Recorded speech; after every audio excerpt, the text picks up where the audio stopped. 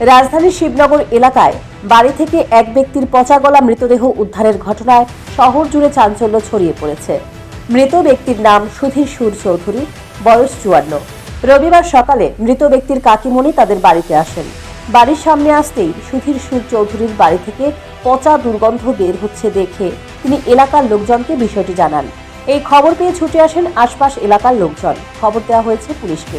ছুটে আসে পুলিশ, আসে ডগ স্কোয়াড এবং ফরেনসিক টিম।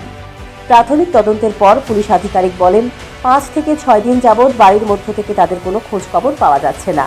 সেই বাড়ি থেকে পচা দুর্গন্ধ ছড়িয়ে পড়ে পুরো এলাকায়।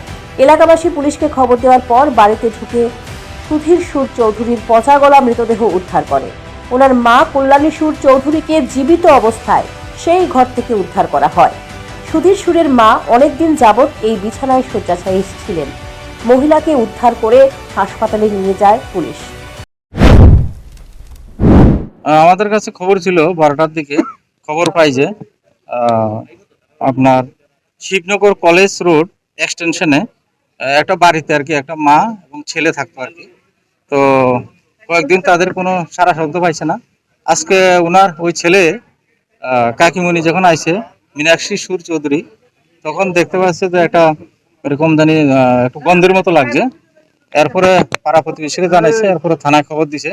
তারপর থানার থেকে আমরা আসলাম, ডগ স্কোয়াড এসেছে, ফরেনসিক টিমও এসেছে। তো আমরা দেখছি কি পাইছেন এখানে, আপনারা ঢোকার পরে কি পাইলেন? এখানে একটা ডেড বডি পাইছি, সুধীর সুর চৌধুরী 54 এজ, আর কল্যাণী সুর চৌধুরী 84 ওর মা। ওকে আমরা জীবিত অবস্থায় পেয়েছি, হাসপাতালে পাঠিয়েছি। বডিটা দেখেছেন? বডিটা দেখেছেন যে অবস্থা পেয়েছেন? হ্যাঁ হ্যাঁ, এটা ধরেন এরকম এখানে তো পেপার থেকে বোঝা যাচ্ছে এবং 6 দিন বা এরকম হবে। 6টা পেপার এখানে আছে। তো বডিটা ডিকম্পোজড হয়েছে।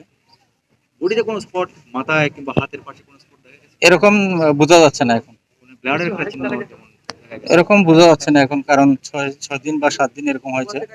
তো এখন পিএম করলে বোঝা যাবে, আর আমরা দেখছি এখন। মাথার পাশে এবং ডান হাতের পাশে যে যাচ্ছে সেটাকে নিয়ে এখন ক্লিয়ার কিছু বোঝা যাচ্ছে না। তবে খুন নাকি আত্মহত্যা, কিভাবে মৃত্যু হলো সুধীর সুর চৌধুরীর, এই বিষয়ে কিছুই বলতে পারছেন না পুলিশ। অর্থাৎ মৃত্যুর ঘটনা নিয়ে ধোঁয়াশায় রয়েছে পুলিশ। তবে ময়নাতদন্তের পরই পুলিশ তদন্তে নামবে।